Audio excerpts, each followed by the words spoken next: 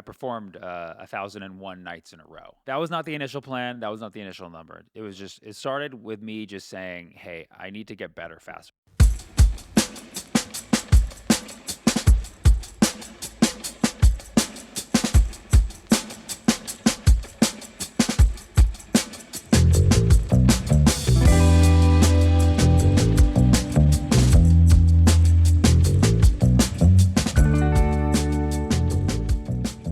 This where you're at now, I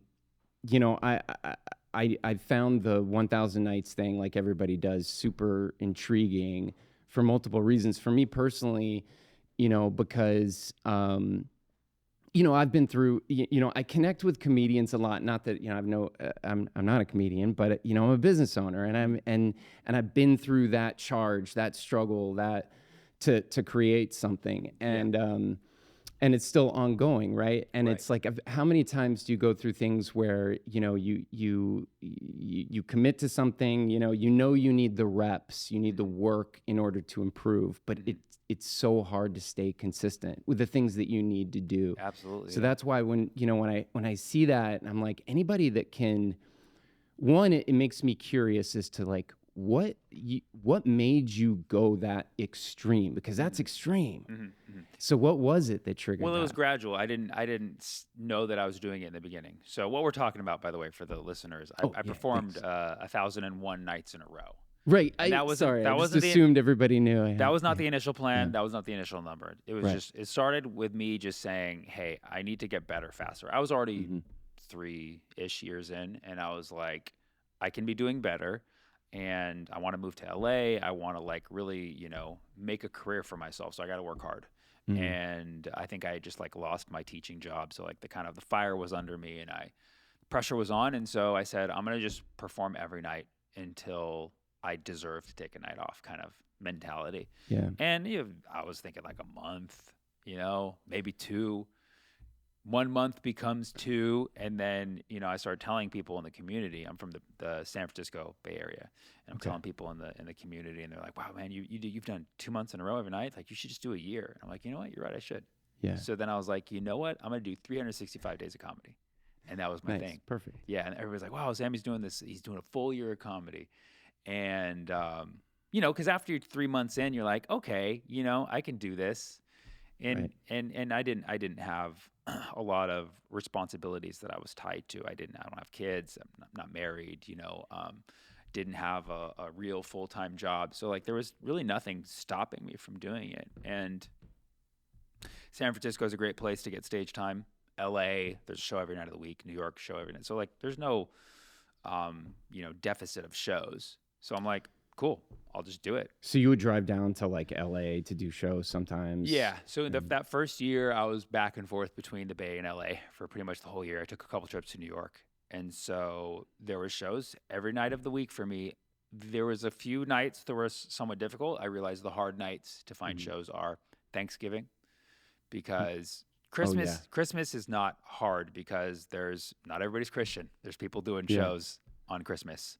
Yeah. And Christmas Day, Christmas actually? Day. Yeah. So there was like, I did like a lot of like Jewish shows or like Asian shows, like people who don't celebrate Christmas did their shows. And then maybe a matinee would be good. Some people actually want to go out on Christmas. Yeah. I mean, Thanksgiving's totally different though. I agree. Yeah. So like that, Christmas was surprisingly not hard. Yeah. Thanksgiving's hard because it's an American holiday. People want to just relax and eat food. So it was, I couldn't find a gig on Thanksgiving. I had to arrange something with a family that I knew. This guy who actually I'd performed, he had this stage set up at his house. So I'd performed there before in Vallejo, California. And so I performed for his extended family. It was a group of like 15, 20 people in his living room on Thanksgiving. That was a difficult one. And then 4th of July. 4th of July, also an American holiday. People just want to, go watch fireworks or take the day off. It was hard to find a show. So I actually did a county fair. Oh my God. Did a county fair. And I followed the mayor. This was also strangely in Vallejo because I have this friend who was like hooking me up with these shows in Vallejo. The mayor went up, and the mayor was not that popular at the time, so I kind of gave a speech, and it was like boo, and then I went up after that. I guess Yeah. at that point it's like it becomes a thing where you just have to figure out how to make a show work Yeah. because now Yeah. you're committed. How long in was it to where I guess it was that point where you were going for the 365 where it became like I'm really gonna commit to this? Yeah, so it was like two or 3 months in where I was like, I'm gonna do 365, and then, after that, I was just kind of like, hey, I could do this. It's just a year of my life. 365. Given that, I can find the shows, it's not hard, and so I did it, and I was like, oh, 365, that'll be my big celebration day, and so day 365. Also in Vallejo. Vallejo is a city in Northern California Mm-hmm. where my friend had connected me with. This was Christmas Day. Christmas Day, um, 2011. There was a guy it was his birthday. He owned this vodka company, and it was his birthday, and he had this whole family reunion thing, and they had a show, and they had me come perform. And so I had local press come because they knew it was like my day 365. It was like a local Bay Area story, Mm-hmm. and I was wearing a suit. It was like a big, finish line celebration. And on my way to that show, somebody had seen one of my social media posts, like saying, "I did it. I." Oh, by the way, like I tried to submit this as like a Guinness World Record. Oh, really? I did in like the summer of that year, but they said in order for me to do that, they would have to send out one of their Guinness appraisers to live with me and watch me do the thing to make sure it had actually been Right. recorded, Yeah, and I would yeah. have to provide them somewhere to stay and pay 200,000 pounds, British pounds. Whoa, which is like So 300,000 US yes, dollars. exactly. So, and back then, that was like I didn't even know people who amounted to that much money. So That's a huge yeah, investment to me. Yeah, yeah. there's not going to be any return on that. No, so I was like, well, it's not going to be a record. It's going to be informal. But I thought I had a world record. I was like 365 days of comedy. This is a world record. Nobody's ever done this before. I'd asked everybody. I was like, did Chappelle do it? No, Chappelle didn't do it. Did Dane Cook do it? No, Dane Cook didn't do it. Like, did Bill Burr? Like, nobody did it. Yeah. Nobody did it. So I was like, 365 days of comedy. That's my world record informally, not through Guinness. Mm-hmm. I'm driving to the gig on day 365, Christmas Day 2011. I get a Facebook message from a local comic who saw my post, and he said, "Hey, hate to break it to you, but it's not a world record. You're aware that Hal Sparks once did 2 years in a row. You're familiar with Hal Sparks? Yeah. Comedian, did a lot of stuff on VH1, I believe." And I was like, "No way." And so you're writing down a book Hal Sparks for the next show.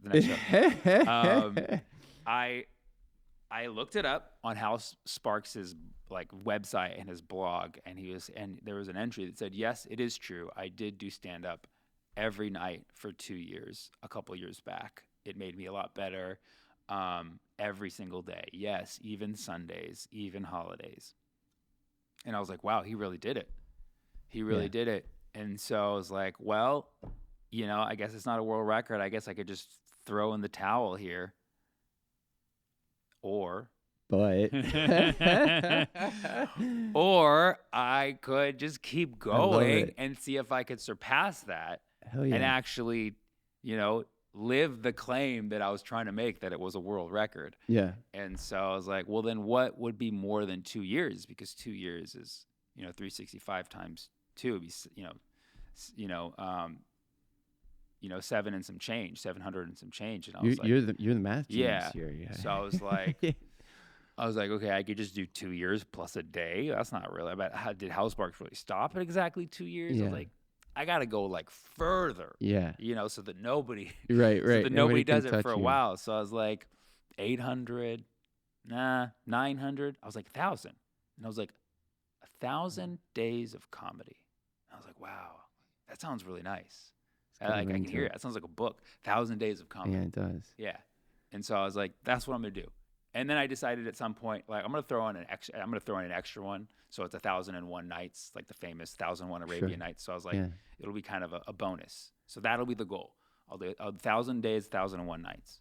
Nice. And at that point I was like, put on the calendar, September 21st, 2013 is when I'll finish. Man, I love stories like that. It's so organic in the Mhm. way that it came about, Yeah, yeah. and the creativity, the creative process of it, the excitement. I mean, that to me, that's like, what everything's about. You Yeah. start on a journey, you don't necessarily know exactly where it's going to lead, Yeah. and then exciting things happen along the way. You could have choose to throw in the towel, Yeah. and a lot of people do choose things like that. But it's Yeah. like, this, and here we are, sitting here today, with chatting about it. It's inspiring for people, right? It's like, I hope so. Some people said, yeah, like it was really motivating. There's a couple comics and fun, like and fun. motivating and fun. Well, I mean, It's like, yeah, some of it was fun. I will say, I mean, it got pretty dark at later on, but oh yeah, a lot of people said, oh, that motivated me to work harder. There's a couple comics who were like, yeah, I'm gonna try to surpass that, and I was yeah. like, dude, good luck. And nobody, to my knowledge, ever did. But I mean, Why did it get dark? Well, well, I mean, aside from the obvious, just yeah, I mean, it grind was, of it. I will say, like, I was really, really headstrong through like the first 500 days. Mm-hmm. And I really started to get winded, like in the 500s, 600s. It Yeah. just really started to catch up to me that I had not taken a night off. And as the further I got, the closer I got to the finish line, there was this impending stress of messing it up. Mm-hmm. And everything falling apart. Missing one. If I miss one night, right, then you've got nothing. yeah, Yeah. because especially as I as I was going through it, like things started to go well for me. I started to get booked on like bigger shows all around the country, even international. And I was like, with all this travel and Right. being in the middle of nowhere, some nights, what if something goes wrong and a show gets canceled? And a couple nights that did happen, and I had to scramble to find a show at the last minute. What if COVID had happened during that? What if COVID had happened? I mean, can you imagine if COVID had happened on day 900? Yeah. Wow. I mean, I would have been like, this isn't meant for me. It's a sign. Right. Yeah. So there was all sorts of factors that made it extremely stressful. So the stress started really catching up to me in the 600s. And then I went through a breakup in the 700s. And I was with this girl. We had started seeing each other before the thing started. And so she had been with me that first like 700 days. And, I mean, for sure, it's very difficult to date someone who's doing 1,000 days of comedy. Of so, we had difficulties and stuff. And, I was a younger guy back then. So like, I wasn't ready to like really like commit in the way that she wanted. And I wasn't ready to make any big life decisions at that point, aside from just working on my career. So we kind of ran into a disagreement and decided to part ways. And it became very stressful at that time, dealing with a breakup and not even having time to like take care of myself. You've been with her for almost a couple years now. It had been like 2 years at that point. Yeah. I mean, it also didn't help that like she started seeing someone immediately after, and people were sending me pictures and all sorts of stuff. So I was dealing with like a lot. I was dealing with like jealousy and heartbreak, and then stress, and I was feeling just like chronically tired and under rested and stressed. And what about getting sick? Like, I mean, you're more susceptible to getting sick. I mean, surprisingly, like pushing through I probably got sick maybe like five times throughout the whole streak. I pushed through it every time.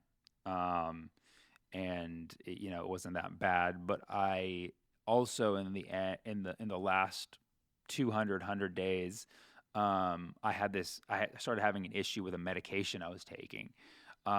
This is a whole nother like dimension to the story, but like early in the streak, I had been taking antibiotics for acne. And acne is something that I kind of had on and off in my life up until that point. And, I would always take, I would go to the doctor. They'd be like, oh, we'll give you these antibiotics. You'll take them. It'll be fine. And antibiotics for acne? For acne, yeah. Actually, because I mean, we'll make it very clear, I do not recommend them. So when I was 16, I had really bad acne. Went to the doctor, they prescribed antibiotics, took it for 3 months, acne went away, and I was good for 10 years. 10 years later, came back, started taking antibiotics again, went away, and then I got off them. And then a couple months later, acne came back, and I was like, man, I'll just take the antibiotics again. And the doctor just kept renewing my prescription. And I was like, well, it just keeps the acne gone, and it's so easy. So I just kept taking the antibiotics. Oh, wow. And No one told me. I mean, in retrospect, it's like nobody's gonna tell you this stuff, but nobody told me that's not good. My doctor just kept letting me get the prescription every time. Didn't tell me like, hey, you're not supposed to take antibiotics long term. And Right. so I started like I started having weird symptoms. Like my skin started becoming like kind of discolored, like kind of like orange, and I started just like feeling ill and just having like reflux and not and it, but it was like I would go to the doctor and complain, and the doctor would be like, "Well, is there anything else in your life that's stressing you out?" I'd be like, maybe, you know." So it was kind of hard to tell what was confounding, what was actually happening from the medication, and that. But I ended up, I realized it was medication. And I stopped taking the medication. Then my acne just started going crazy. But I was having just a bunch of other like adverse reactions from like getting off of it after having taken it for so long, and so I felt like I had like my skin was like really sensitive. I was in a lot of pain. It just felt like somebody was like pricking needles in me. But it was really the combination of the stress.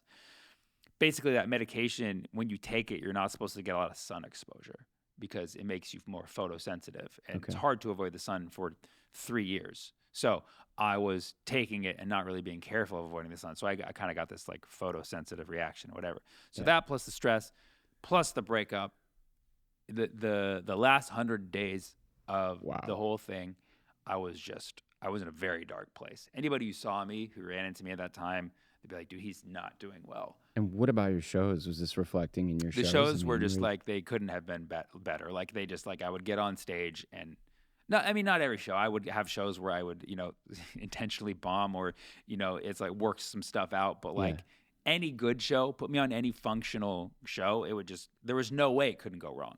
yeah. That's the one thing I will say is that when I was doing this 1,000 days of comedy in a row, it was like I would go on stage and it was like, there's no way that this could go wrong because I'm just so in the zone, Right. you know? Right. So like that was the only thing. It was like I had this momentum. I had this Mm-hmm. momentum that it was like, put me on stage, I'm going to do well. No preparation, I'll go on stage, do well, whatever.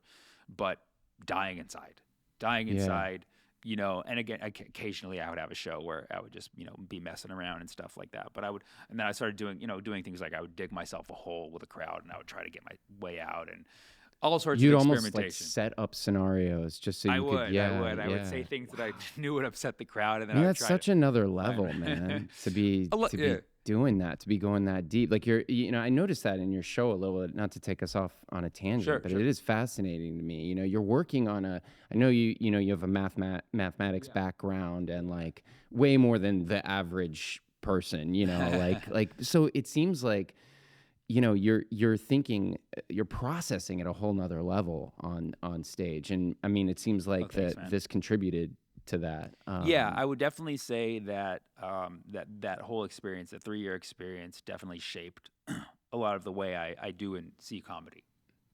Yeah. Yeah, because a part of me always goes on stage and just like I've done this a lot of times, Does that help you read the audience and the things they're gonna have? I mean, of course, I guess, but just almost like just thinking about it in terms of mathematics, like what are the Mhm. probabilities that you're gonna get a certain kind of Yeah, I mean, audience or I think that every comedian operates on that kind of thinking on some level, whether we're conscious of it or Mhm. not. We get so accustomed to reading a crowd, listening to the cues, listening to how they respond to certain topics or certain ways or certain styles, and that helps us gauge how we're going to do the rest of our set.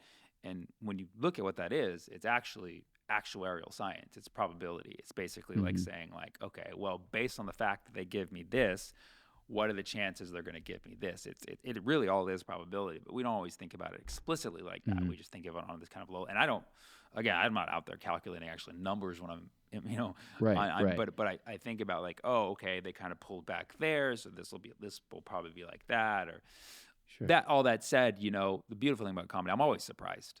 I'm always surprised by an Yeah. audience. Yeah, there's always an audience or a moment in where I'm like, oh, I didn't think you guys would like that, or like, you turned out to be a lot more fun than I thought you were. I don't know. There's Right. some kind of surprise. There's always something Right. that, Whoever built the whole formula, yeah, built something pretty cool because yeah, you can't necessarily predict exactly where it's right, gonna go. right. And I think to me that's what makes comedy fun and keeps it Yeah. interesting. Yeah.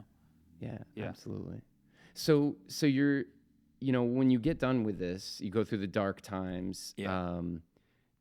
where are you at in your career at this point? When you get done with 1,001 nights of comedy Yeah. straight, you push through the hard Yeah. times. Like, what'd you do after that? So I was a bit over 6 years in at that point. Total in your comedy In my career. comedy Okay. career, because that was a 3 year experience. And so at the end of the streak, the thousand, I did Conan. I got on Conan like on one of my last days, and I Nice. got an article in the New York Times. I was in Time Magazine. I got a lot of little shout outs. You know, these are like small articles, but like nice Mm-hmm. little feathers in the cap, and everybody heard about it in that moment. Like just like famous comedians were like, like would reach me out and congratulate me, and it was just like really cool. Yeah. But I was so disillusioned. I was just like part of me recognized how cool it was, and the other part was just like numb. I was just like, I don't know.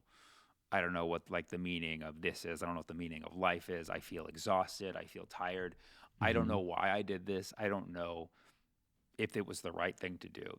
These were kind of things that I felt at that time. I just felt I felt nothing, to be honest. I really felt Wow. nothing. I was observing it. I was living as an observer. And then I knew I needed to take some time off, so I took 10 days off. Not much time. I took 10, but I mean, after having gone every night, 10 days was an eternity. Yeah, I can Yeah. imagine. Yeah, that's And crazy.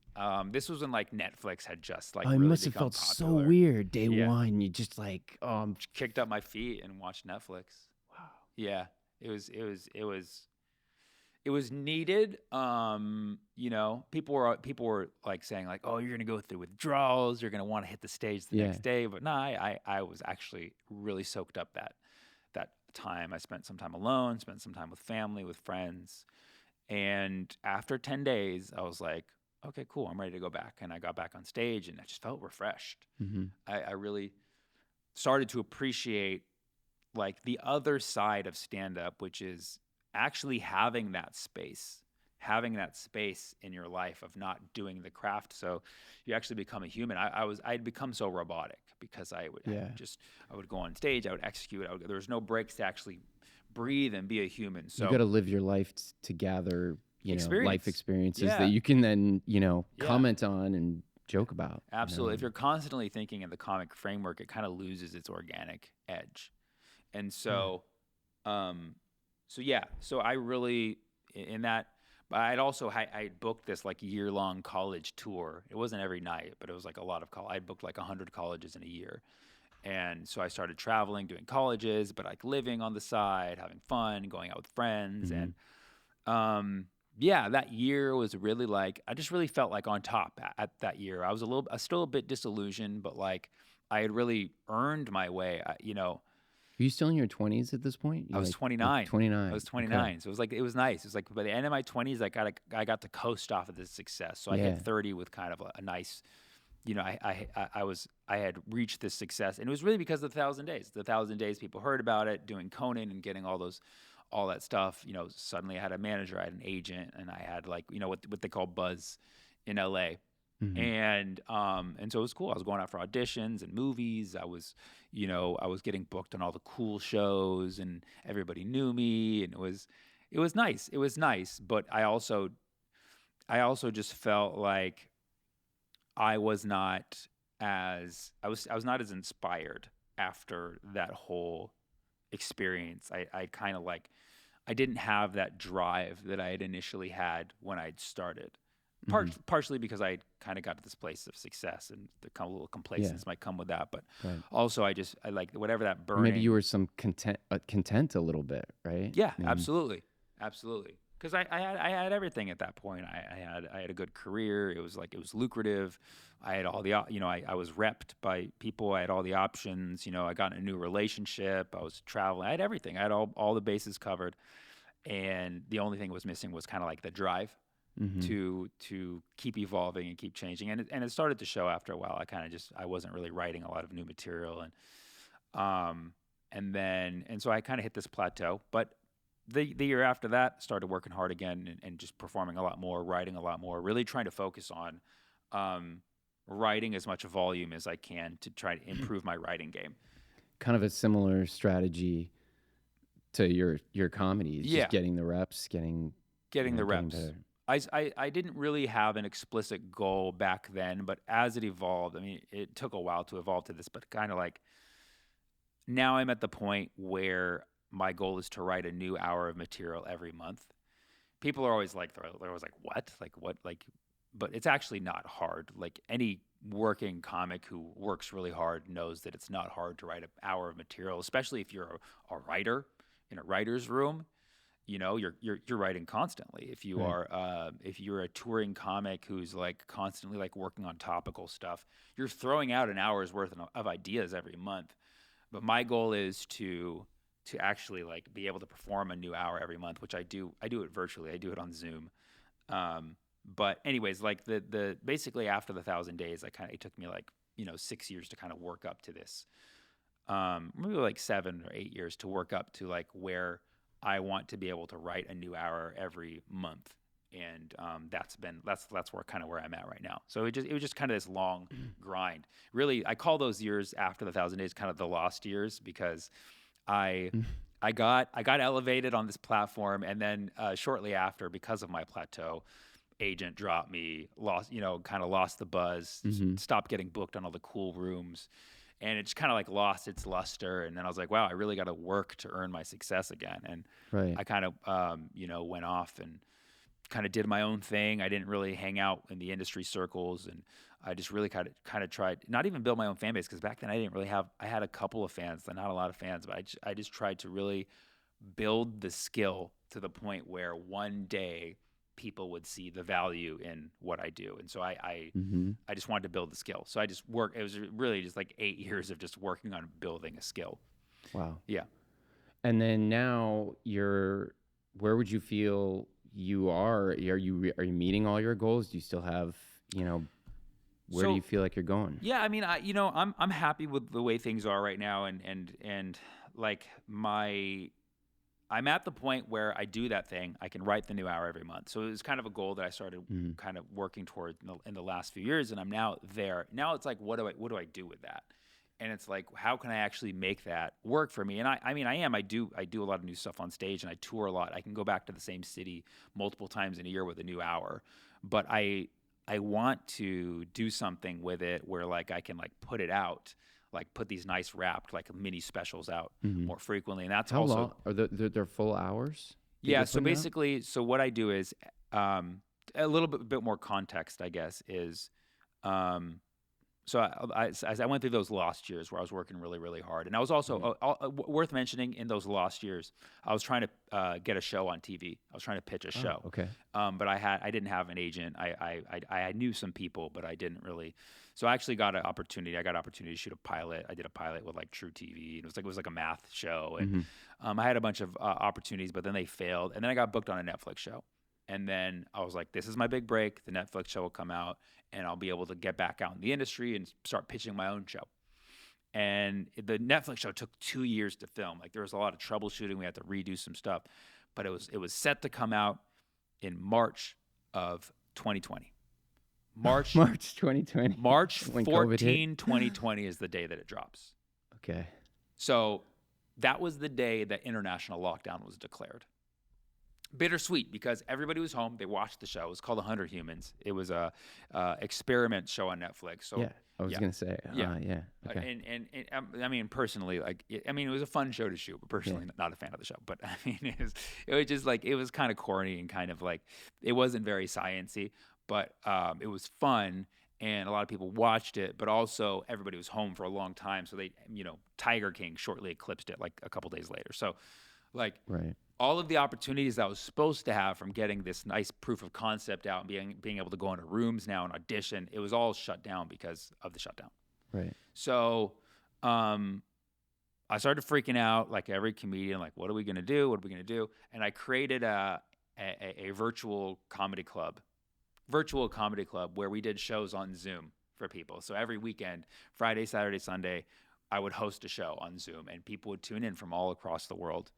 And we would get like, sometimes up to 300 people watching. Were you organizing all of I it yourself? organized it. I got a mailing list. I started I put it out there on my socials. You just invite people and Yeah. give them the link and I rode this little bit of wave that I had with the Netflix show coming out to be like, come Yeah, to my yeah. virtual show. and I built this kind of virtual world. And a couple other people did like a similar thing where they had like a virtual series of shows or a virtual comedy club. And, I was one of them, and a lot of people would come into the Zoom shows. And so I built this kind of a virtual cult fan base. Mm-hmm. And it wasn't big, but it was enough where they would come and they would see me, and I would have to write new material. I was hosting 3 shows a weekend, and I would need to do a new set every night. So I started writing, a lot of topical stuff, and basically doing a new half hour every weekend. And so I was like, I'll take this up a notch if I can do like a new hour a month for my fans who tune in to watch me just do an hour. So basically, starting in 2021 through this year and going beyond, every month I do a new hour on Zoom for fans. Anybody can watch it. Anybody can tune in. It's just me workshopping ideas. Nice. And totally free. Totally free. People donate if they want to. Yeah. But basically, I'm just working out of a notebook. It's like super low pressure. It's so easy. It's like so easy. Yeah. And not everything's gonna work. There's gonna be some awkward moments where I'm like, oh, thought that would have done better. But how do you get a gauge on that? How different was the gauge that you can get between So that's the thing. Like I figured out early on how to make the Zoom shows work. You really got to encourage people to turn their audio on so you can hear their laughter. You got to encourage them to like write stuff in the chat if they like something. So I'm like, hey, it's very important that you give me feedback. So I make that very, very clear in my set. So I know that like 5 Zoom laughs will equal like a full crowd laugh, Oh wow! So you made a little formula for it. Yeah, right? There's a little bit of there's a little bit of stats in there. So nice. So basically, so I started doing that in 2021, and I still do it every month. So that new hour. Oh, wow, you kept that going. Yes. That's awesome. So that becomes the basis of what I work on. And from those new hours, and I mean, sometimes I'm doing like 90 What is minutes. it called? I just call it Sammy does an hour, basically. Sammy does an hour. Sammy does an hour every month. I usually call it a different name every month, but like that's what it is. And the stuff that goes really well, I'm like, okay, I'm going to take this to the live shows. And then I do. And then I develop that over that month, and I hone it. And some of it integrates into my set that I end up continuing to do for the rest of the year. But I drop material fast. And we're now in an age where you can write a bit, post it on social media, and never do it again because it's out there, and that's kind of what I strive to do. I strive to put a joke out. It does really well. And I'm like, I don't need to do that ever again. And unless like it's like a joke that's like integral to like this longer set, it sets up another joke. And I'm like, I want to put this in a future special. There might be a situation like that. But in general, you can write like a really good topical joke, work on it for like a month, put it out, never do it again. And so I'm like, that's kind of the framework that I'm operating under. I just want to. What if it's really, really great? it's and that's, and I've learned from so many comedians, like, I mean, I remember hearing this, despite like the controversy about him, but like whatever you want to think about him. But I remember hearing Louis C.K. say that he didn't start to get good until he just threw out his material every year and wrote a new hour. And I think a lot of comedians do that. They're kind of like, oh, new year, new hour, new tour. Mm-hmm. So like, but like the idea of just letting go of everything. And I realized when I do that, and trust me, I still do jokes that are old, like every now and then I'll throw them in. But like, I realize when you just let it go, put it out there and like don't need to look back. Maybe if I want to do it, who cares, but just let it go. It really opens you up to be able to really just lean into that new stuff and make that new stuff even better. It allows other things to emerge and come up. Absolutely. It's like making room for it almost. Absolutely. And for so many reasons too, because they're like, oh, I can't do this joke because it has a similar word to that old, but like, no, that's gone. Yeah. That's gone. You're on to something new. And so I realized having that mentality really helps. And I also realized that, in this era of putting out content on the internet, like, you can make a piece really good and it's perfect and then release it. And then you're like, that's the body of work. Like, I can appreciate that. I don't have to wait till someone gives me a special to put this stuff out. I can just put it out. It goes viral and I can be like, yes, there it is. It lives in time now. Mm-hmm. I think also Dimitri Martin, who I really always really liked his writing style. He said, I learned to stop being precious about my material. Because that's what comedians do. We're like, oh, I don't want this bit. Or if you see a comedian who has a bit like yours, you're like, oh, they have my bid. And it's just like, Right, let it right. go. Let it all Let go. it go. There's Mhm. infinite It's territory so out there for you. wise. It's Yeah. like, you could take that and make it a philosophy on Yeah. life, you know? Totally. Um, Absolutely. I'm sure there's so many ways to apply that same thinking to life. Yeah. yeah, man, that's amazing.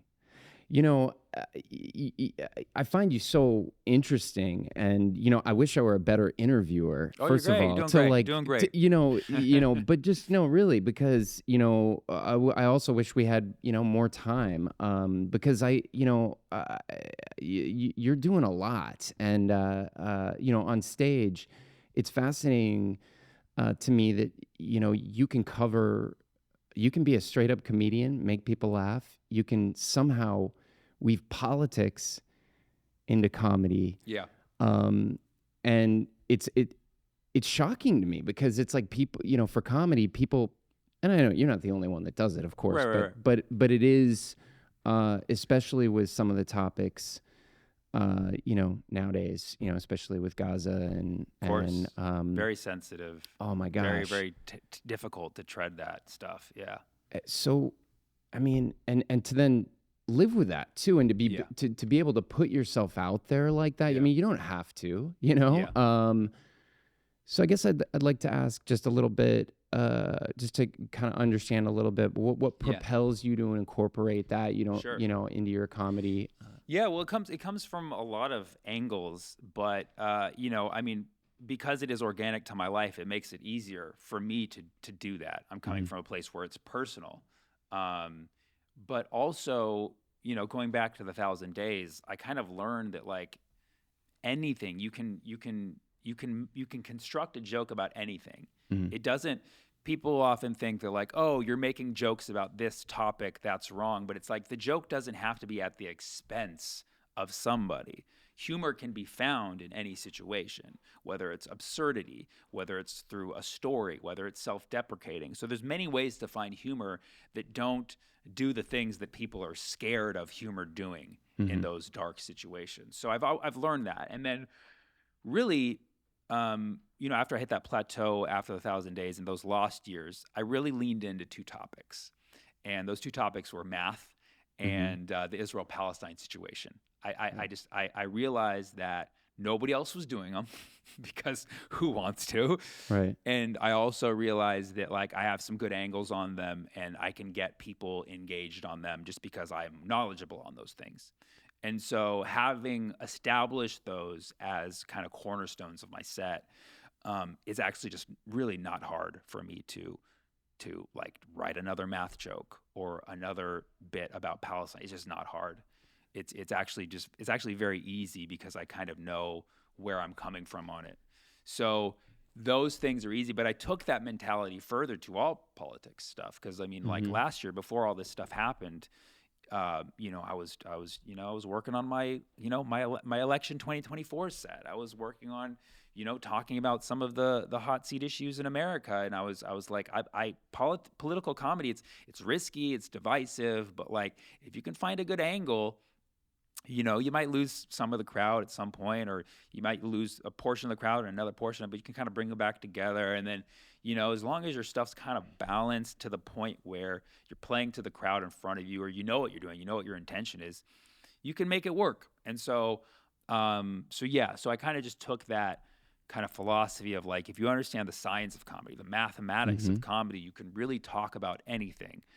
It's just know your audience, know what your intentions are, and know that if you are going to say something really controversial or something that's going to offend people, be ready to deal with the pushback on it. And I have Mhm. many many times, but I trust my intentions. I believe my intentions are good. I'm trying to be a healer. I'm trying to be somebody who actually does bring people together. I'm also a former teacher, so my intention is to educate. Mhm. It's not to divide and to make people angry. I might weave a couple emotions in there for the sake of a joke, but like, it's really just like, to be honest, again, going back to those lost years, a lot of those lost years I spent grounding myself you Mm-hmm. know, going inward and making sure I'm aligned with what I think are good principles, making sure I'm in good health, making sure, you know, that I feel I'm like doing the right thing in my life. And it took me a long time to really feel grounded. And now that I feel that, I feel like I'm not worried about any kind of talking about any kind of subject, because it's like I know my intentions are good. Yeah. Yeah. And that must be like empowering in a way. I mean, It freeing really in a is. way, It right? really I is. mean, And it's like, you know, it almost sounds like coming from like a moral high ground, but it's like, no, I really spent a lot of time mhm, working on myself, and I'm wrong all the time. I'm still wrong all the right. time. I make mistakes. I apologize for them. I don't care. I don't have any, there's no shame here. I have an ego like any comedian. I'm working on it. You know what I mean? Like, We all are. We all have yeah, we're all egos we right. got to work with. I'm just trying to be better. I always want to be better. There's always room for improvement. So, like, you know, you have feedback, talk to me. You know, when people heckle me, you know, I don't just shut them down right away. I listen to what they're saying, you Mhm. know, and let it go on for a while. Usually the humor kind of finds itself. But like, I want to grow. I want to be better. So Yeah. that's kind of the mentality I come at it. And And I feel the same way, especially with some of the, the topics that you're able to discuss and even weave into comedy. I think for me, yeah, I'm learning a little something watching you. oh, cool. It's a way for people that to be honest, I mean, let's be real here. There's a lot of people, and I put myself in this category. Yeah. The Palestinian Israeli conflict, if someone like pinned me down and said, take me through Yeah. what exactly Yeah. is going on here. Right. Like, take me through Right. the history, Right. you know? Right. I'd be able to give you some pieces, Sure. you know, Sure. but I feel like we're all making decisions and judgments with information that we don't really have. So Absolutely. Yeah. I think if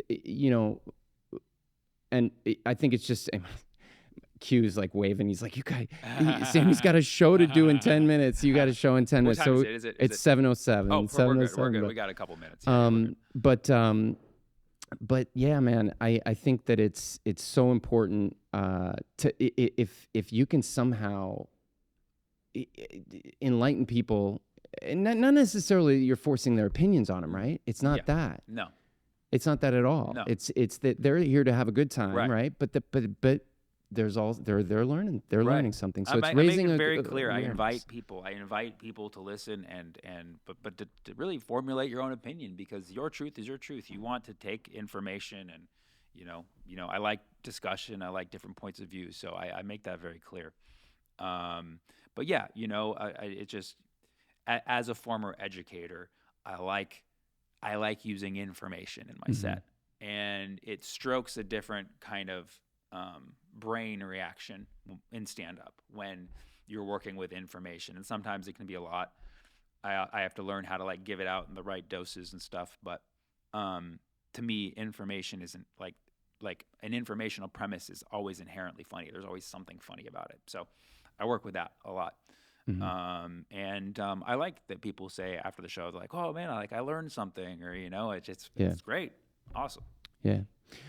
Well, Sammy, where can people find you and follow you? Yeah, I'm on all the apps. I'm on the internets. If you Google Sammy Obeid, you don't even have to learn how to spell my name. I tell people you can just Google Sammy O, and it will autofill the rest. Because that's how far I made it. Great. That's perfect. That's awesome. So look me up. Yeah. Well, thank you so much for doing this, for sitting down and talking to me, for coming to the Den Theater and crushing this weekend, and giving our audiences a great time and teaching them a little something at the same time. My pleasure. And it's been an absolute pleasure. And I would love to have you back. Hopefully next year we can do it again. Maybe we can sit down and get a little deeper next time. Yeah, I would love that. Thanks so much. Yeah, thank you.